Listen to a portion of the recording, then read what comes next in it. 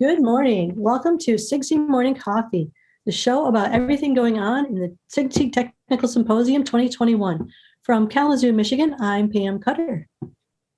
And from Dayton, Ohio, I'm Larry Merkel. So, Pam, it's Thursday. That's the first day of the SIGCSE Technical Symposium, right? Usually it is. Reception tonight. And yeah. Chance to see old friends. I feel like we've been going for a couple of days now. Yeah, we have. So actually, this time of the morning is about when I'm used to sneaking away from the registration desk and heading into the exhibit hall to get some mid-morning goodies. Yes. So you want to head over there? Sure. All right. Ooh. I like the look of those lemon bars. Those are my weakness. Those look good. Those look good. Wonder if they have any bagels. Those are often good. For those of us who skip breakfast, bagels are good. Right. I never have them at home, but when I'm at the conference, yeah, bagels. Love them. I don't see much else going on here. You want to head over to the banquet, maybe? See what's going on there? See what's going on there. Yeah, sure. All right. Cool. Cool. Dan is talking. Imagine that. Can you hear him? There's too much clanging. I don't know if I can. There's just a lot of background noise. I'm having a hard time. Yeah, I have trouble picking out voices in noisy environments. Let's move on to the banquet or the reception. Let's go to the reception. Maybe that's a little better chance to talk. I love the reception. Yeah. Can't wait for what do you think they're going to have for food today? I don't know. Sometimes I don't eat when I go to the reception. I just get a couple. Some people think of it as dinner, right? But it's usually I know. Although there's been years where I've gone out to dinner after the reception. That's been good because it's it gets so loud. Sometimes it's hard. Like my voice doesn't carry over large crowds, so sometimes it's easier. Sometimes it's easier Pam, to go outside and talk. I can't hear you, Pam. It's too loud in here. I can't hear you, Pam. Did you find the chocolate? Oh, that looks good. Where'd you get that? Over at the dessert table. It's over in the corner. Where? In the corner. Oh, I can't hear you. Let's go back to the desk. Okay. I'll bring my drink. Cheers. Cheers. Woo! Well, that was fun. Got to talk to some friends.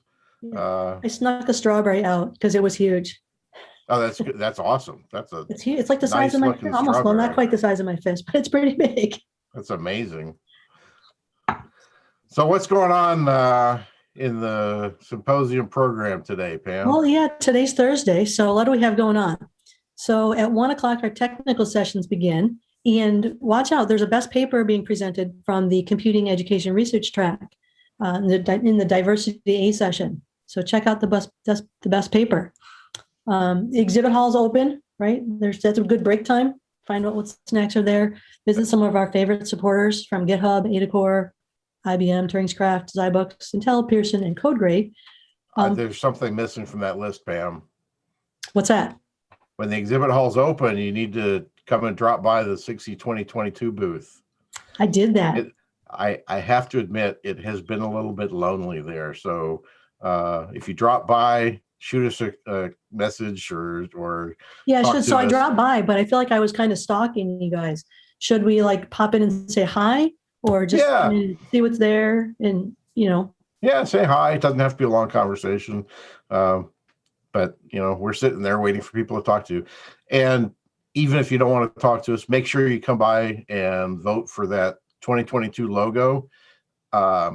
Little secret. Not too many votes so far, so you can have a strong influence on what that logo is going to be. And I know which one I like. I know which one I like. I voted. Okay. So when's the last time people can vote for the logo? Friday night.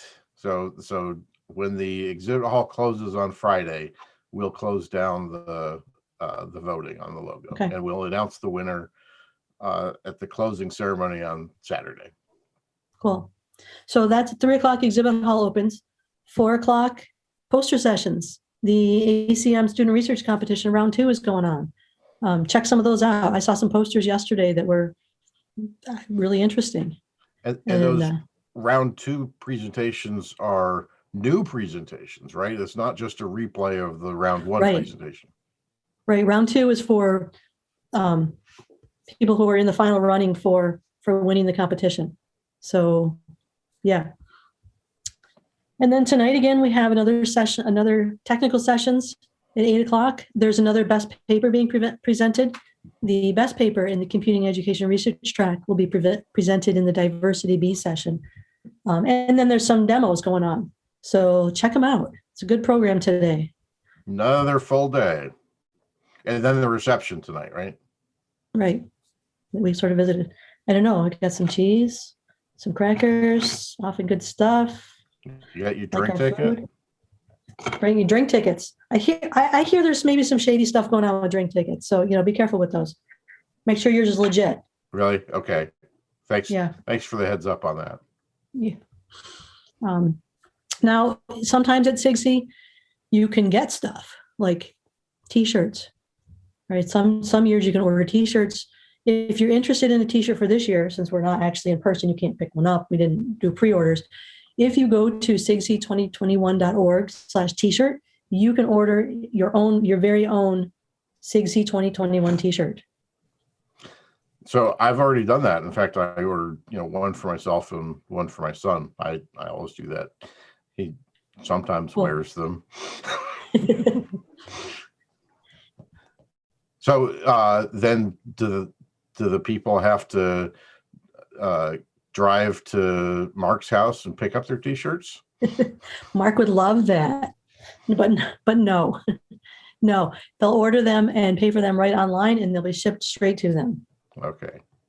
Yeah, but that would be fun. We should just deliver them all to Mark's house, and then Mark could ship them all. Sounds like a plan to me. Sounds good. So, Pam, we want to thank our sponsors again for all the support that they're giving us to make the symposium possible. Yeah, thank you. And coming up next, our interview today is with Yolanda Rankin, one of the authors of the best paper in computing education research, which is being presented tonight at 8:00 in the Diversity B session. Check it out.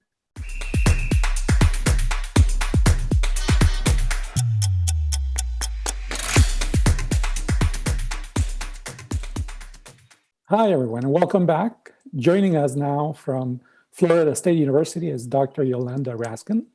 She's an assistant professor in the School of Information at Florida State University. Yolanda, welcome to 60 Morning Coffee. How are you? I am doing well. I'm delighted to be here. So thank you for having me. It is great to have you, especially after the 2020 Rewind presentation that you had on Sunday. And later on this week, you will be presenting the paper that is being recognized as the best paper in the computing education research track. The title of that paper is Real Talk: Saturated Sites of Violence in Computer Science Education. Congratulations. Thank you. Thank you. Yeah, and your co-authors on that are Jakita Thomas from Auburn University and Sheena. Can I have you pronounce her name and last name? Erete from DePaul University. Thank you. And Judy was one of the co-chairs who was instrumental in especially looking at those papers in the computing education research track. And both of us were just impressed with the reviews that it received, and how it really made the reviewers think about their own classrooms. So can you start about just kind of giving us some highlights? You'll have a presentation, of course, later this week. So we don't want to give too much away. We want to make sure people tune in to your presentation. Sure. So this paper really is a way for us to rethink how we as educators construct these learning environments, for us to exercise our power in terms of setting the expectations, the environment, and sending the messages that everyone is welcome and that everyone belongs here. So I like to think of this paper as where we intermingle social sciences using intersectionality as a critical framework with computing education in terms of effective pedagogical strategy. So it's that social science, computer science education intermix. And that's really what this paper is trying to position the field to think about ways in which we can better leverage our expertise, our knowledge, but explicitly our power and privilege and how we construct these learning environments so that everyone feels included and welcome in our community. Yolanda, congratulations on your paper. I remember it really stood out for me as a really powerful piece of work. And I was wondering, what motivated your work? Why did you get started on doing this piece of research? That's a very good question, Judy. So I have to talk about what's happened in my personal experiences in the field of computing. I started out in industry when I finished my PhD at Northwestern, and I was working at IBM Research Almaden. So shout out to all those IBMers. There's this saying that once an IBMer, always an IBMer.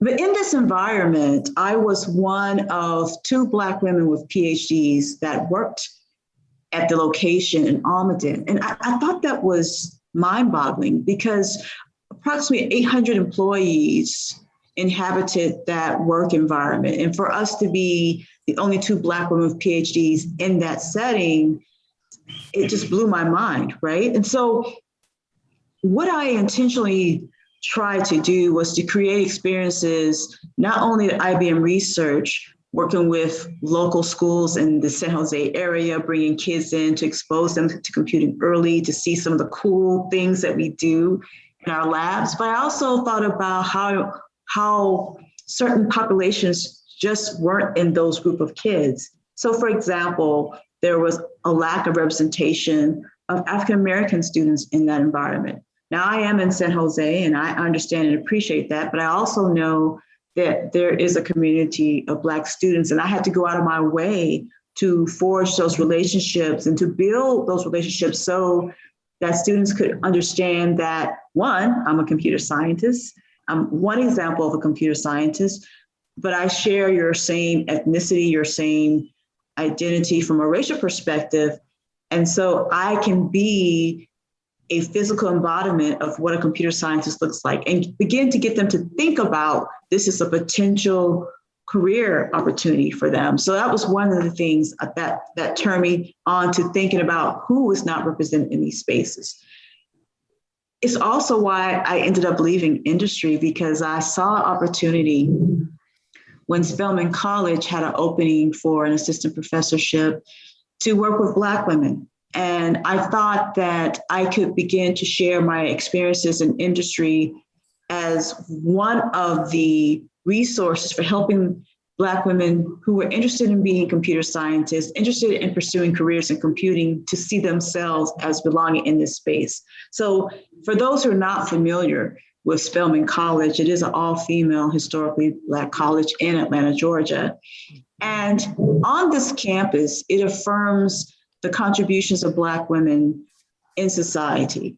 The focus is on educating women of the African diaspora. Other women from other racial identities, by the way, attend the institution, but it centers the experiences of Black women as intellectuals, as agents of knowledge. And so by doing so, you negate this negative stereotype that Black women don't do science or don't do computing. And so I thought I was in the perfect environment for really influencing Black women's lives to consider computing as a career option. And so I began to ask my students, especially the ones who were struggling in some of the introductory level courses, or who would contemplate leaving the major after a year or 2 of taking classes, why, even in this environment where Black women were affirmed, they were struggling with with thinking that this was something they could do. And it began to reveal to me that as an educator, I have a lot of power in that classroom setting.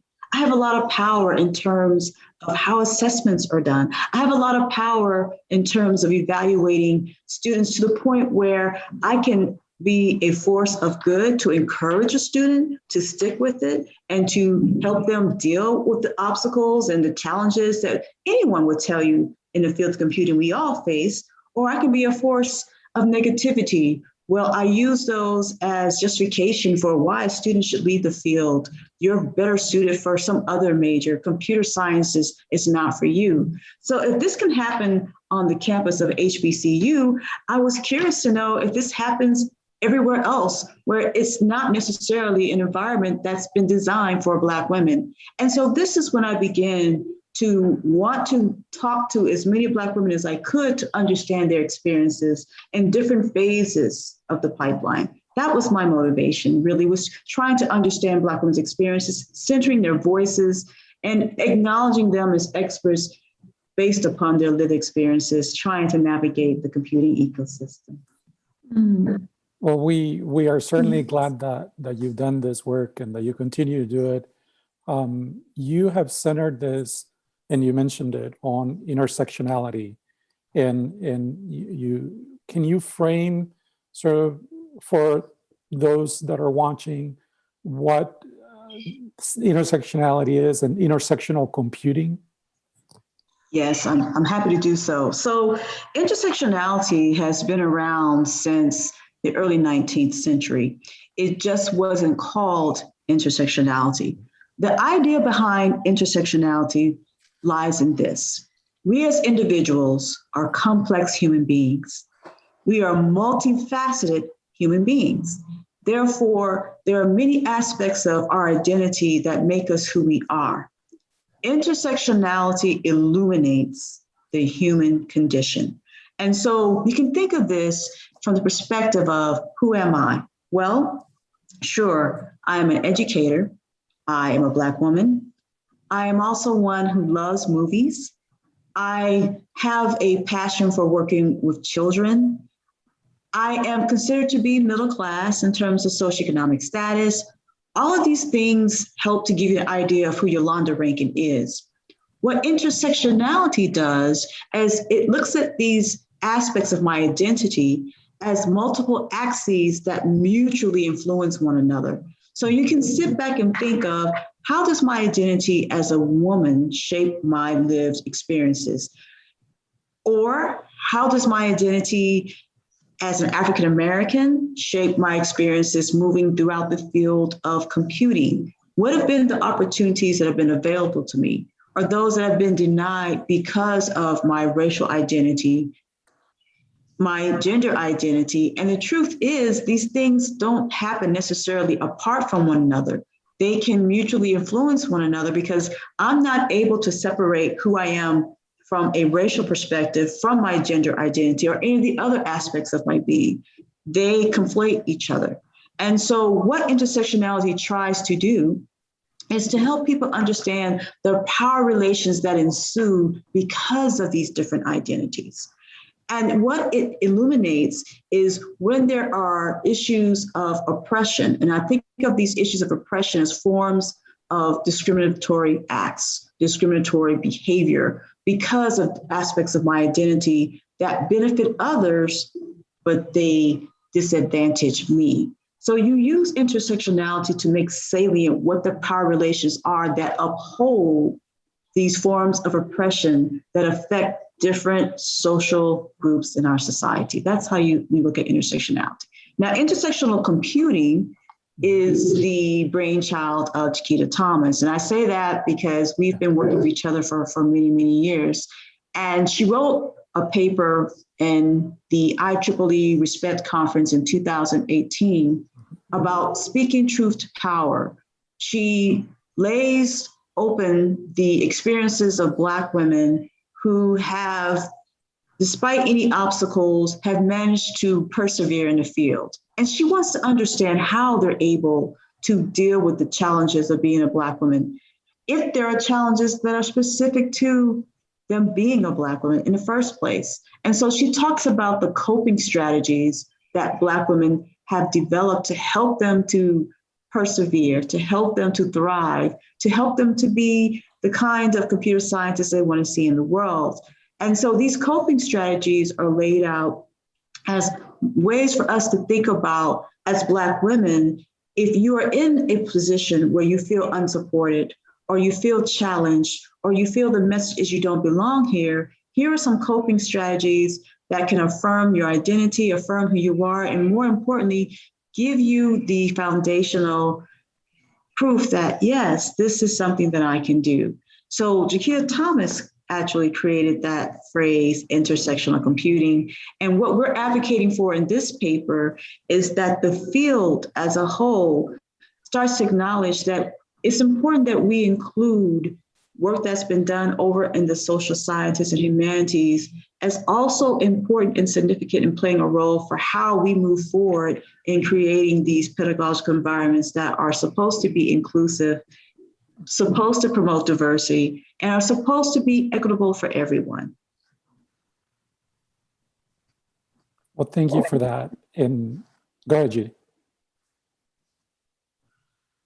Yes, I when I was reading your paper, I wondered with the experiences of the women that were being reported, was it, the Black women, was it the Black or the women that, that, and I think you've explained that quite well. I was maybe need to look at it in a different way. With this intersectionality, I think you've put a different perspective on it. Yes. So one of the things, Judy, that people sometimes struggle with when you're thinking about intersectionality as a framework, it's not always easy to identify which form of oppression it is. In fact, that's what makes it intersectional. So if I'm being denied an opportunity, I as a Black woman, I don't know if is it because I'm a woman? I don't know if it's because I'm Black. It could even be something else that I'm unaware of. But the point is, there are structures in place where, because of my gender, people think of me as less competent or inferior or not being here. There are also in place structures that say, well, race matters, meaning that because you are Black, well, Black people aren't perceived as being capable or competent in terms of doing computing or being in this field, or the perception that Blacks have not made any contributions in the field of computing.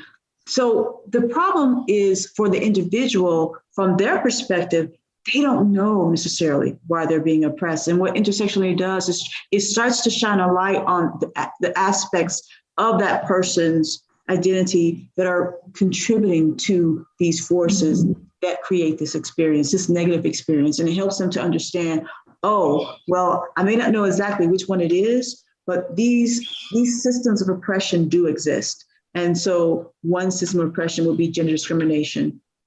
But you can apply this, again, to any social group that has been disadvantaged because of a more dominant group. You can think about this in the context of the LGBTQ plus community. The idea being that with intersectionality, if someone is Latina and she's experiencing the situation in a classroom setting where she's not being perceived as a good student or a model student, and yet she's tried to do the assignments, she's approached the professor for assistance, she has done the work of engaging other students as a support network, and yet for some reason, she finds that when she looks at her assignment, her grades, and she looks at her peers, despite having similar answers, her grades are always lower, then she starts to wonder, well, what is it? Is it me? But she may not be thinking in terms of gender identity or ethnicity or race. She just knows that this is a different experience for me, even though it appears to be that things are the same. And I think the part that's really challenging, especially for students going through an educational system, is that in one space, it may be their gender, that somebody, right, is pinning on them, and in another space it will be their race. Yes. And it's all happening in real time, on the same day even, right? And that's an extremely difficult experience to live, and that's why I appreciate the experiences that you describe in the paper, because they really highlight how a different dimension is what is affecting somebody so deeply. Absolutely.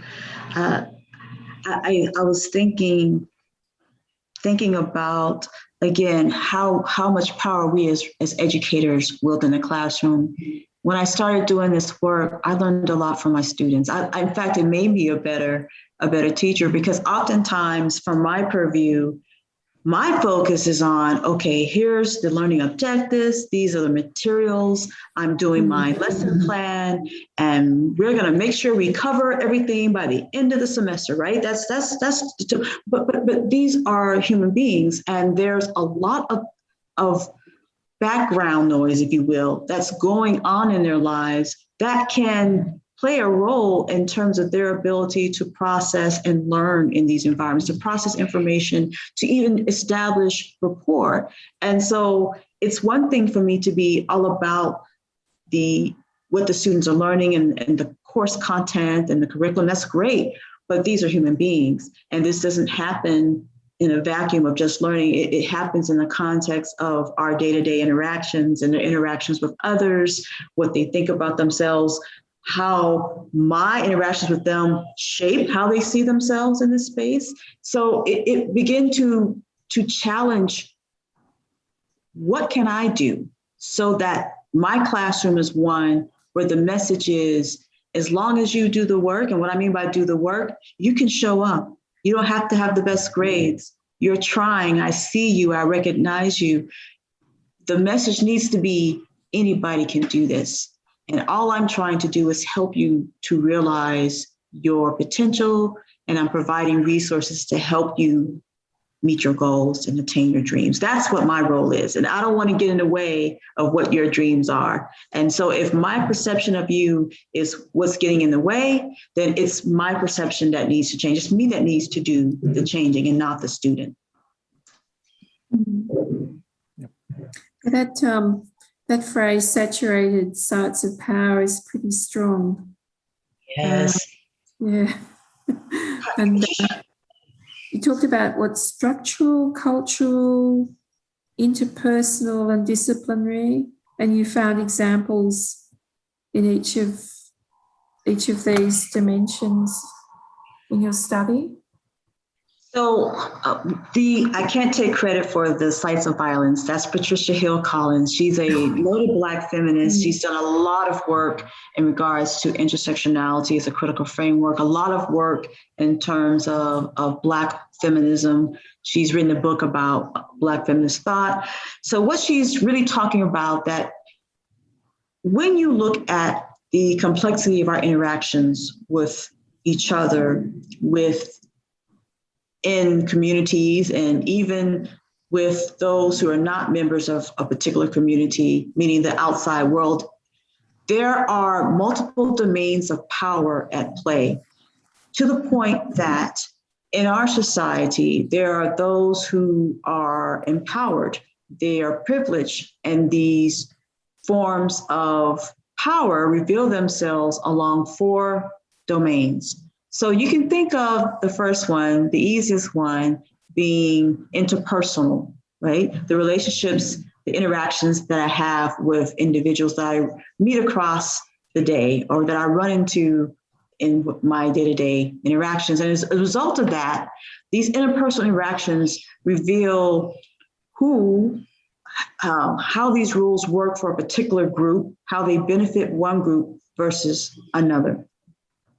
Whereas in terms of the cultural domain, it's having the power to say that a particular group social practice or social cultural norms are acceptable, are okay, are affirmed versus no, when I see that kind of behavior, that's perceived as a no-no, or, oh, that means that that's an anomaly. It's an aberration. It's not supported. It's not perceived as different, but okay. It's perceived as different and wrong or inferior. And then there's organizational power, which is what we're talking about here in this paper. So how the field of education has created these structural imbalances across different institutions. So one of the institutions, and I won't go into a lot of detail here, is understanding what happens when you have a Black woman that's attending a predominantly white institution at the graduate level or even at the undergraduate level, and how she has to navigate what is considered the appropriate pathway for getting from point A through various courses to get to her degree to point B, where she actually earns her bachelor's or her graduate degree. And so there is this rule of thumb that for undergraduate students, there is a particular way in which courses are offered and which courses are taken. So for example, you wouldn't take data structures as your introductory CS course, and we know why. You're missing key foundational information that helps people understand the basic constructs of any program, right? Regardless of the programming language. So we understand that. But if the course is taught in such a way that it privileges those students that have prior programming experience before they get to college, then you can imagine a Black woman who comes from an educational system where they didn't have the opportunity to engage in computing in high school or middle school. She's coming into an a supposedly entry-level CS course. In her mind, she's thinking, wow, everybody's so much more advanced than me. Maybe this is not for me. But in reality, the course should be taught in such a way that regardless of whether or not you have any prior program experience or not, you can come in and do well because there's adequate support, scaffolding, people that are there to help you, to guide you, to serve as a resource. And it's not to say that, oh, well, the Black students are deficient in terms of their capabilities, because we're now talking about structural racism in K through 12 education, and that's its own bucket of worms, right? But they have an impact that influences what that student sees once they come to a PWI's campus and they're taking introductory level CS courses. And these students over here have had that experience. And the way the course is taught is one that upholds or pretty much rewards those students that have had those advantages and positions the students who have not as deficient, other than just saying it's different. So there's that clear distinction of what I mean by structural, how that program is organized, who should be there. I've seen programs where students tell me, I would have been a CS major, but at my institution, you don't declare a major until you are a junior. And so the reason for that is because I think it's about so many slots that they have for CS majors. And so it's the emphasis in the first 2 years would be on taking general education requirements. Okay, they may not be taking any classes that are relative to CS at all. So then it's their junior year and they're taking their first CS course. And let's just say the student is struggling because, wow, this is so different from anything I've ever done before in my life. But the message that they receive is, this major is not for you. You're not prepared. You need to be doing something else. So that's a structural barrier, because if that institution has in place this understanding and this practice of not taking CS courses until you're further along, or having this idea of weeding out classes, these classes are here to help us identify the best students, the right students, there's something wrong, because what you're doing is you're advantaging those that have had the experience of having CS exposure early on, much before they came to college. So that's what I mean by structural. And the last one is disciplinary. And disciplinary is about how a particular discipline defines what is required to do well in that particular space. And we can talk about computer science as a discipline and how that works again in terms of who we deem as those who are rightfully computer scientists and those who are not. So I'll give you an example. One of the notions that exist in our field is this idea that you must be a top-rate programmer. If you're not programming, you're not a computer scientist. Well, we who have been in this field for many, many years know that there's a variety of career options in the field of computing that don't involve you having to code. So why would we put forth this notion that if you're not coding, you're not a computer scientist? And so what people will do in their classrooms is, if a student is not really a strong programmer, again, this is used as justification for redirecting them outside of the major into something else. So that's an example of disciplinary power at work. Yep. Okay. Well, it's been great speaking with you. Thank you for taking the time to spend a few minutes with us. Thursday, March 18th, 8 p.m. Eastern. You don't want to miss it. That's when the 12 noon Eastern. when the paper recognizes as the best in the computing education research track is presented. And Dr. Rankin, will you be presenting it, or will we see one of your co-authors as well? Hopefully you'll see both Jakita and myself. Sheena, who would love to be here with us, is on maternity leave with a 2-week beautiful baby girl, so she will not be able to join us. But yes, Jakita and I should be available. I'm looking forward to engaging the audience and answering any questions that they may have. Yes, looking forward to it. Yes. Thank you. Thank you for having me. Thanks very much for coming Thank you this morning. Thank you so much for watching today. And vote for the logo.